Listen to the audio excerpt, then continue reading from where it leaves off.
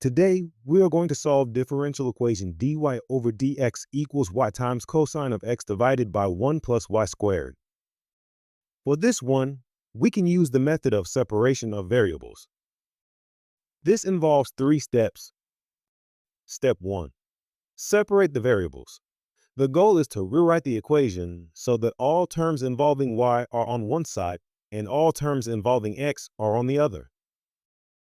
Step 2. Simplify the left-hand side. We make the left-hand side of the equation easier to manage. Step 3. Integrate both sides. The last step is to finally reverse the differentiation and integrate. Let's begin from separating the variables. We want to move dx to the right side and all terms with y to the left. This can be achieved by first multiplying both sides by dx.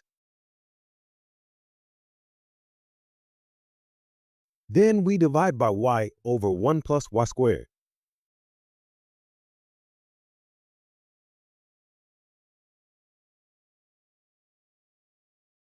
Now we are ready to simplify the left side a bit to make it easier to integrate. This can be done by simply splitting the fraction into 2 separate terms. Finally, we are ready to carry out the integration. On the left side, we have integral of 1 over y, which is logarithm of the absolute value of y, and integral of y, which is y squared divided by 2.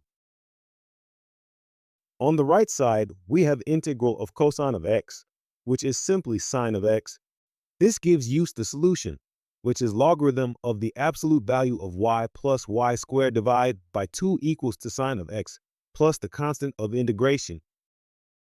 This is the solution in the implicit form, and this is as far we go here. Solving this in the explicit form would be a topic for another video, as we have transcendental equations that do not have simple closed form solutions.